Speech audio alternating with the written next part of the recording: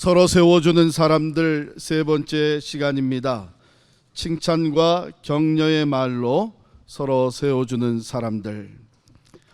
마크 트웨이는 이렇게 얘기했어요. 멋진 칭찬을 들으면 나는 그것만으로도 2달을 살 수 있다 그랬습니다. 여러분, 맛있는 음식을 먹으면 몸을 배부르게 하지만 칭찬과 격려의 말은 우리의 마음을 배부르게 합니다. 말을 많이 하며 우리는 살아갑니다. 그런데 그 중에는 아름답고 복된 말이 있는가 하면 반대로 남의 마음에 상처와 아픔을 주는 말도 있습니다.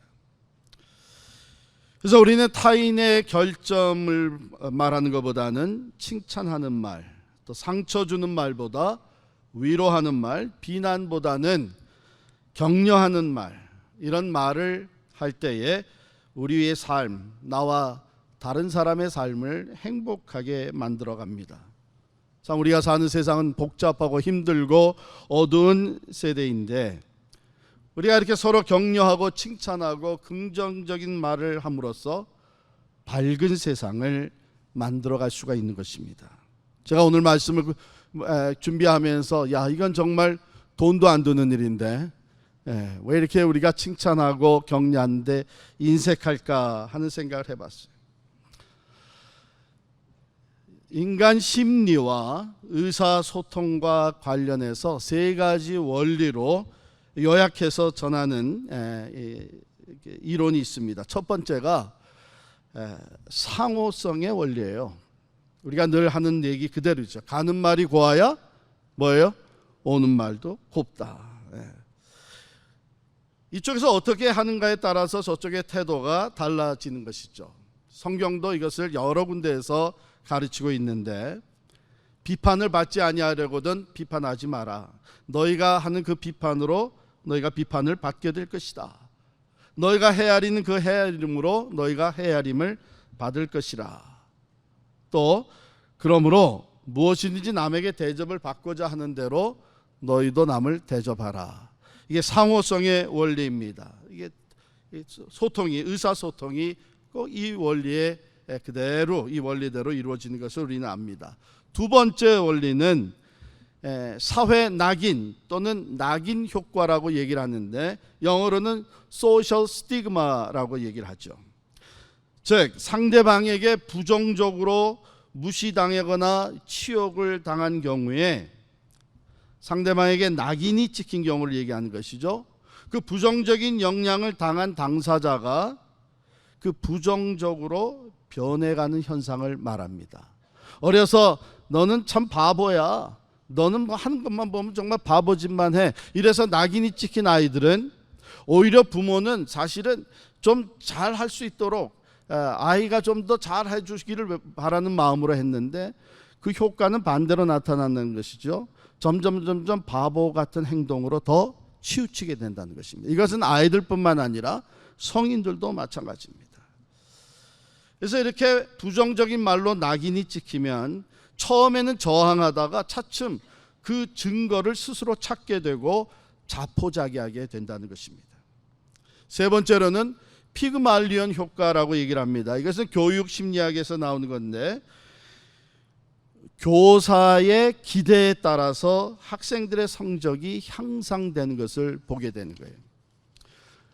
학생들에 대해서 긍정적으로 기대하고 진심으로 바라면 그것이 결과로 나타나 보여지게 된다는 것입니다. 그래서 훌륭한 리더들, 또 좋은 선생님들은 잠재력을 찾습니다. 잠재력을 찾아요.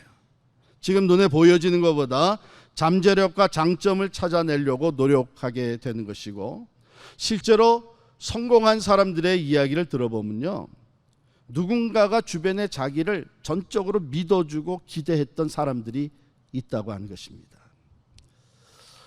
빌레몬서는 빌립보서, 에베소서, 골로새서와 같이 바울이 옥중에서 쓴 옥중 서신 중에 하나입니다. 근데 그 중에 가장 짧아요. 1장으로만 돼 있는데 세 보면은 헬라어 원문에 보면은 335개의 단어로 쓰여진 서신입니다. 그럼에도 불구하고 이 빌레몬서에는 하나의 가정교회 내부의 삶의 모습, 바울의 목회 방식이나 실제적인 삶의 상황에서 살아 역사하는 그 복음과 믿음의 효력, 인간관계의 변화를 보여주는 아주 소중한 서신입니다. 실제 상황을 간단히 설명을 해드리면, 빌레몬이라고 하는 사람에게 오네시모라고 하는 종이 있었습니다. 그런데 이 오네시모가 주인의 물건을 훔쳐가지고 도망을 쳤습니다.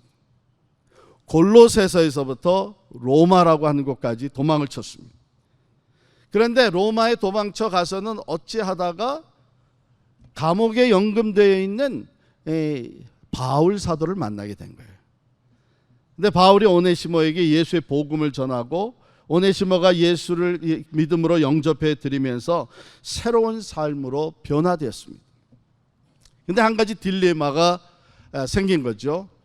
로마 법에 의하면 도망친 노예를 찾아낸 사람, 또는 그 사람을 어디 있는지 알게 된 사람은 반드시 그 노예가 주인에게로 돌려지도록 해야 되는 것이에요. 그래서 내용을 보면 사도 바울이 이 오네시모가 내게 있어서 나에게 굉장히 유익한 사람이 되는 것은 분명한데, 그러나 내가 마땅히 너에게 오네시모를 돌려보내노라 하면서 편지를 써준 내용입니다. 그런데 이 편지의 내용을 보면 사도 바울이 이제 오네시모가 너에게 돌아가게 되면 이 오네시모를 노예 취급하지 말고 형제 중에 하나로, 그리스도 안에서 형제가 된 형제 중에 하나로 영접해 다오, 이렇게 부탁을 합니다. 여러분이 아는 대로 그 당시에 노예가 도망을 치게 되면 노예는 물건 취급을 또는 이 기구 취급을 받았었죠. 잡히게 되면 흔히 죽이는 법이었습니다. 혹시 살게 놔둬도 여기에다가 이마에다가 낙인을 찍습니다. 퓨지티브라고, 도망자라고 찍어서 어디 가나 그 사람은 도망자로서의 삶, 묶인 삶을 살 수밖에 없게 되었습니다. 그런데 사도 바울이 이 오네시모가 예수 안에서 새 사람이 되고 이제는 모두에게 유익한 삶을 살아가는 사람이 된 것을 확신하면서 빌레몬에게 부탁을 한 거예요. 그래서 이 편지를 써서 오네시모 편에 너는 이 편지를 가지고 와서 내 주인 빌레몬에게 편지를 보여드려라. 그러고서는 오네시모를 돌려보냅니다. 이게 상당히 이제 리스키한 일이죠. 자, 그 편지의 시작 부분에 보면 사도 바울이 이제 자기가 원하는 요청이 있기 때문에 그 요청이 잘 받아들여질 수 있도록 인사말을 써야 될 거 아니에요. 시작부터 자기의 권위를 내세우지 않습니다. 보통 다른 서신에서는 하나님의 뜻을 따라 예수 그리스도의 사도된 나 바울은 하면서 자기의 그 사도의 권위를 앞에 내세웠는데, 오늘 보면은 그렇지 않아요. 이렇게 시작을 합니다. 우리의 사랑을 받는 자요, 동력자인 빌레몬과 자매 아비아와 우리와 함께 병사된 아키뽀와 내 집에 있는 교회에 편지하노니, 이렇게 합니다. 여기에 아비아는 빌레몬의 아내, 아키뽀는 빌레몬의 아들로 이해가 되고 있습니다. 그리고 내 집에 있는 교회라고 하는 것은 바로 빌레몬의 집이 가정교회로서 역할을 하고 있었던 것입니다. 이것을 현대인의 성경으로 우리가 다시 한번 읽는다면 이런 내용이 됩니다. 우리가 사랑하는 자, 우리의 동력자인 빌레몬과 아비아 부부, 또한 우리와 함께 예수의 복음을 위해 그리스도의 병사된 아들 아키뽀, 그리고 당신의 집에 함께 모이는 성도들에게 편지합니다. 위대한 사도, 당시에 이미 위대한 사도로 존경받고 있었던 이 바울이 조그마한 공동체 골로새에 있는 작은 교회의 리더인 이 빌레몬에게 우리는 당신을 사랑하고 당신의 동력자요, 당신의 아들은 우리와 함께 복음을 위해 고난받는 그리스도의 병사라고 이렇게 호칭을 하면서 인사를 합니다. 아마 빌레몬은 골로새에서 예수를 믿는 그 믿음을 지켜나가고 그 작은 공동체이지만 그 교회를 세워나가기 위해서 부단히 헌신하고 수고하며 영적 싸움을 싸워나가고 있었을 것입니다. 그런 과정에 바울과 같은 사도로부터 이런 인사말의 편지를 받으니 얼마나 그 위로와 힘이 되었겠습니까? 그런데 바울은 한 걸음 더 나아가서 그 빌레몬의 사랑과 믿음의 수고에 대해서 칭찬을 하며 격려를 합니다. 이게 4절부터 7절까지의 내용인데 이것을 제가 우리의 편한 언어로 바꾸어서 읽어드리면, 나는 기도할 때마다 그대를 생각하며 언제나 내 하나님께 감사하고 있습니다. 그것은 그대가 주 예수님을 굳게 믿고 모든 성도들을 사랑한다는 말을 내가 듣고 있기 때문입니다. 그대의 믿음의 교제가 우리 가운데 있는 모든 선한 것을 알게 하고 그리스도께 이르도록 역사합니다. 형제여, 나는 그대가 베푼 사랑으로 성도들이 평안을 얻게 되었다는 말을 듣고 큰 기쁨과 위로를 받았습니다. 빌레몬의 사랑과 믿음의 삶이 바울 자기 자신에게 감사가 넘치게 했다는 얘기죠. 그래서 빌레몬을 생각하며 기도할 때마다 마음에서 감사가 넘쳐나요. 항상. 또한 그것이 하나님의 선한 것을 더 잘 깨달으며 예수님께 가까이 나아갈 수 있도록 성도들에게 영향을 주었고, 어려움과 역경에 처한 성도들이 용기와 평안을 얻게 되었으며, 감옥에 지금 갇혀 있는 나 바울에게도 당신의 그 믿음과 사랑의 삶이 큰 기쁨과 위로를 주었습니다. 이렇게 칭찬하고 격려하는 거예요. 구체적이에요. 실질적이에요. 어니스트하게 마음에서부터 나오는 칭찬과 격려입니다. 우리는 함께 주를 섬기면서 이런 칭찬과 격려가 필요합니다. 더더욱 세상이 악해갈수록 믿음을 지키는 것이 쉽지 아니하고 진리대로 살아가는 것이 힘들어지는 상황 속에 우리는 서로의 수고와 서로의 믿음의 섬김에 우리가 칭찬하고 격려하는 것이 필요합니다. 어느 성도의 고백입니다. 얼마 되지 않은, 교회에 나온 지 얼마 되지 않은 분이신데 이렇게 고백을 했습니다. 저는 오랫동안 제가 아무 쓸모없는 사람이라는 생각에 시달려 왔습니다. 그런데 교회에 나와서 한 번은 어느 장로님의 권유로 그분이 담당하고 있는 위원회에서 봉사를 하게 되었습니다. 그 장로님은 제가 우울해하는 걸 눈치채셨습니다. 어느 기회에 제 감정을 말씀드렸더니 공감하면서 잘 들어주셨습니다. 그리고 제가 보잘것없는 일에 참여하고 있는데 그것을 매우 칭찬해 주셨습니다. 또 예수께서 하신 말씀도 내게 해 주셨습니다. 우리 한 사람 한 사람이 많은 참새보다 더 중요하다는, 소중하다는 말씀이었습니다. 저는 그 성구를 자주 떠올리는데 그때마다 마음에 감동을 받습니다. 그 장로님이 해준 말은 제게 정말 큰 도움이 되었습니다. 마태복음 10장 30절 31절의 말씀입니다. 너희에게는 머리털까지 다 세신 바 되었나니 두려워하지 말라. 너희는 많은 참새보다 귀하니라. 가정에서, 직장에서, 또 우리 이웃과의 사이에서 서로 칭찬하고 격려하는 성도가 되시기를 간절히 축원합니다. 세 가지 간단한 팁을 드린다면, 먼저는 우리 주변의 형제 자매들, 동료 그리스도인들이 하는 작고 큰 일과 또 그들의 섬기는 모습에 대해서 관심을 가지고 칭찬하고 격려해 주시기를 바랍니다. 또 두 번째는 다른 사람을 격려할 수 있는 기회를 놓치지 마세요. 오늘 시온성가대 찬양을 들으면서 여러분이 참 기쁨과 마음에 참 은혜가 있었다면 지금 말고 나가시면서 성가대원 한 사람이라도 만나면 얘기, 오늘 좋았습니다. 일반적인 것보다는 구체적으로 오늘 찬양에 참 기쁨이 넘쳤습니다. 기회를 놓치지 마세요. 이 칭찬과 격려도 기회를 놓치면 그 다음에 하는 것이 매우 쑥스럽고 더 어려워집니다. 세 번째 팁을 드린다면 진실하면서도 구체적으로 하시기 바랍니다. 일반적인 말로 칭찬은 하는 것도 필요하겠지만 사실 너무나 식상이 젖어 있고 일반적인 것은 별 효과가 없습니다. 우리 카톡에 그런 거 많이 올라오잖아요. 지난번 우리 행사 참 잘 마치게 해주셔서 하나님께 감사드리고 이런 성과가 있었습니다.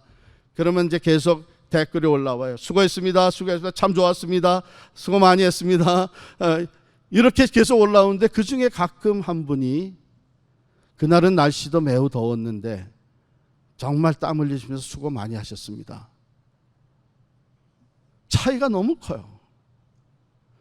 다른 것들은 어떻게 올렸는지 모르지만 받아보는 입장에서는 다른 사람들이 다 수고했다고 하니까 자기도 할 수 없이 수고했다고 올리는구나. 이 형식적인 것이 됐어요. 진정 마음의 감동과 변화와 격려를 주는 이 칭찬과 격려는 정직하고 구체적인 것입니다. 1920년대에 노스웨스턴 대학에서 강의를 했던 조지 크레인이라고 하는 교수가 있습니다. 이분은 의사이면서 상담가고 또 심리학자였습니다. 이분이 이 소셜 사회 심리학 강의를 하는 가운데에 한 번은 참 어렵게 일하면서 공부하는 한 여인을 만나게 됐어요. 일반 학생들보다는 조금 더 나이 같은 학생인데 교수하고 얘기하면서 사실은 교수님 저는 매우 외롭게 살고 있고 정말 삶이 너무 버겁고 지칩니다. 겨우 지금 클래스에서 따라가고 있고 학교가 끝나면 곧장 또 일하러 가고 하는 것 때문에 저는 친구도 별로 없습니다. 그렇지 않아도 크레인 교수가 늘 참 우울하게 침울하게 지내는 모습을 보고 이제 그 이유를 알게 되었습니다. 그래서 이 교수가 그 클래스에 과제를 내줬어요. 어사이먼트를 내줬는데 이 클래스의 첫 번째 과제는 컴플리멘트 클럽에 대한 과제물을 제출하는 겁니다. 그러고서 컴플리멘트 클럽을 설명해 줬어요. 그것은 칭찬 클럽을 시작을 하는 겁니다. 앞으로 여러분들은 한 달 동안 적어도 세 사람에게 한 달 동안 적극적으로 그들의 삶에 관심을 가지고 칭찬하고 격려하십시오. 그리고 그 결과를 어떤 변화가 생겼는지 상대방과 또 칭찬한 여러분 자신에 대한 그 결과를 리포트로 써서 제출을 하십시오. 학생들이 맨 처음에는 몇 가지 질문도 했어요. 그 과제에 대해서. 꼭 우리 클래스에 있는 사람만 해야 됩니까? 그랬더니 아닙니다. 우리 클래스에 있는 사람 중점으로 하되 외부에 여러분들 일터에 있든지 이웃이 있든지 누구나 좋습니다. 적어도 3명 하십시오. 또 한 학생이 질문했습니다. 그런데 교수님, 내가 원수처럼 생각하는 사람을 칭찬한다는 것은 오히려 위선적인 것 아닙니까?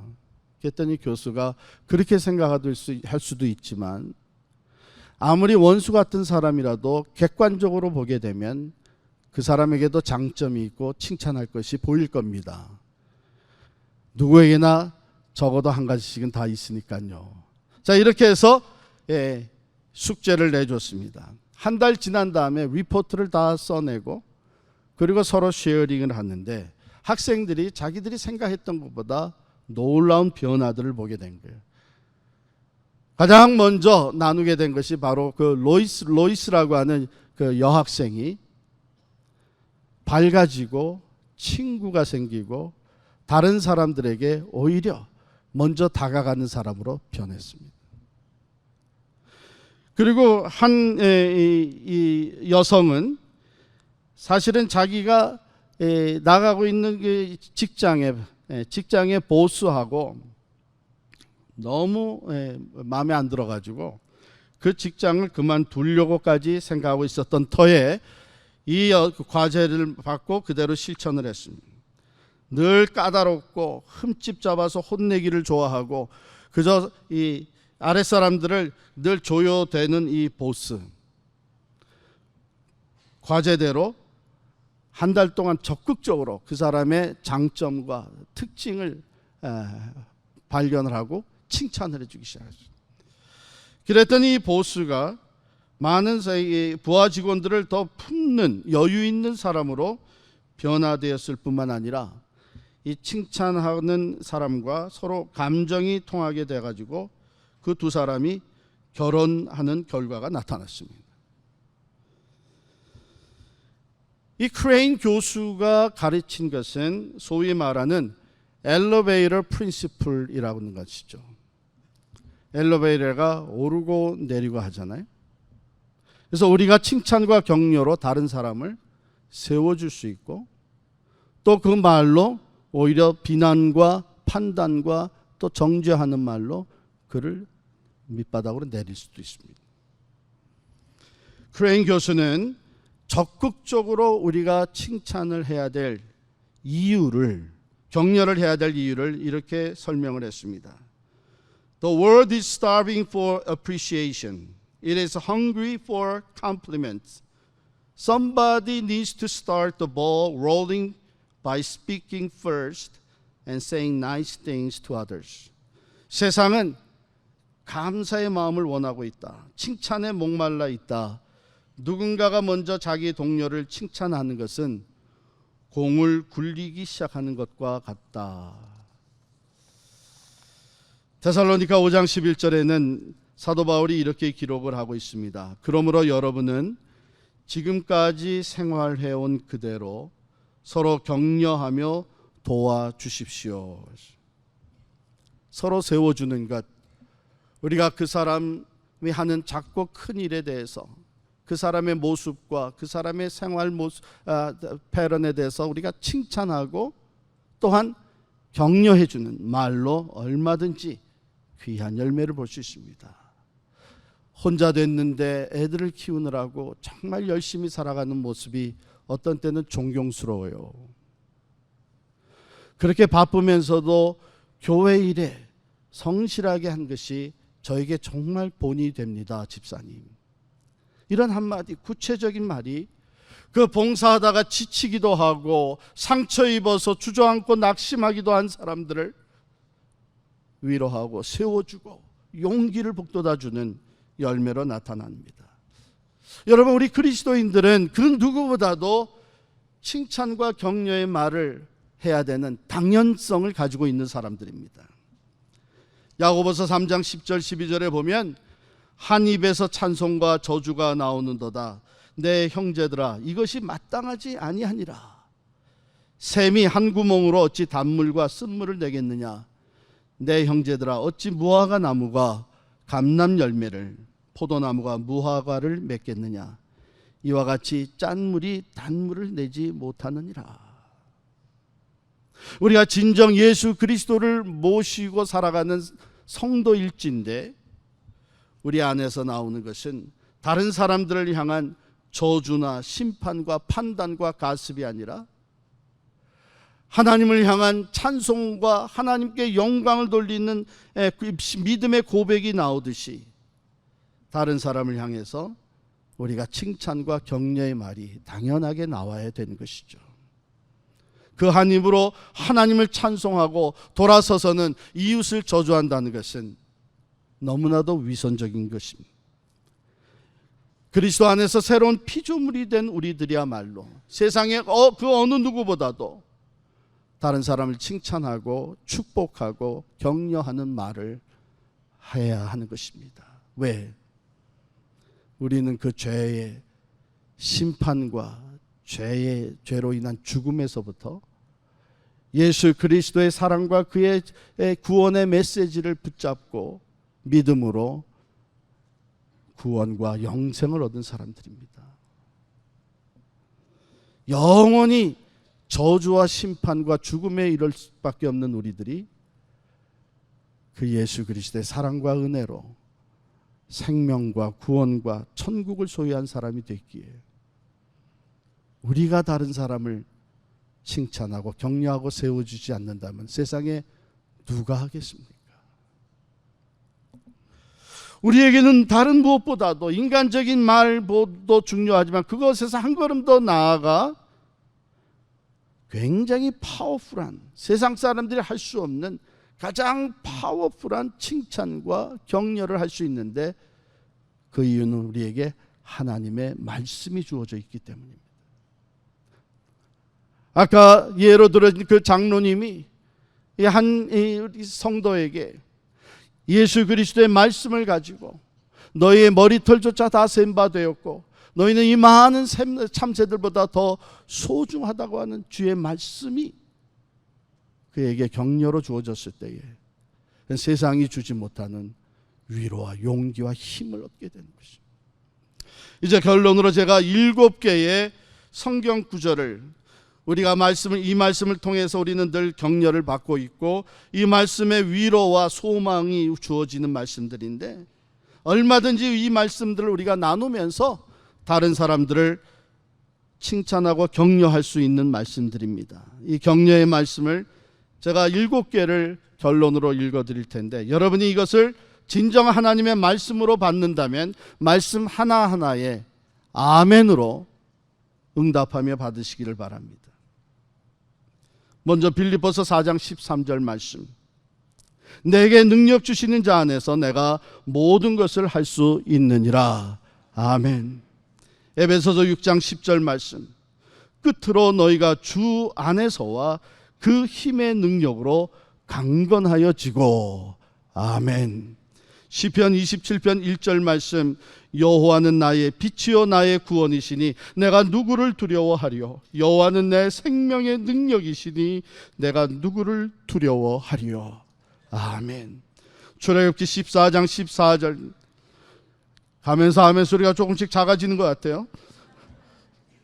하나님의 말씀을 아멘으로 받으십시다. 여호와께서 너희를 위하여 싸우시리니 너희는 가만히 있을지니라. 아멘. 신명기 31장 8절 말씀, 여호와 그가 내 앞서 행하시며 너와 함께 하사 너를 떠나지 아니하시며 버리지 아니하시리니 너는 두려워 말라, 놀라지 말라. 아멘. 여호수아 1장 9절 말씀, 강하고 담대하라, 두려워하지 말며 놀라지 말라, 내가 어디로 가든지 내 하나님 여호와가 너와 함께 하느니라 하시니라. 아멘. 마지막 이사야 41장 13절 말씀, 이는 나 여호와 너의 하나님이 네 오른손을 붙잡고 내게 이르기를 두려워하지 말라, 내가 너를 도우리라 할 것임이니라. 아멘. 그렇습니다. 우리가 한 번 더 생각하고 1분만 더 시간을 쓴다면 구체적으로 진심에서 한 걸음 더 나아가 내가 이미 알고 있는 하나님의 말씀을 가지고 우리는 다른 사람을 격려하며 세워줄 수 있는 귀한 성도의 삶을 살아갈 수 있습니다.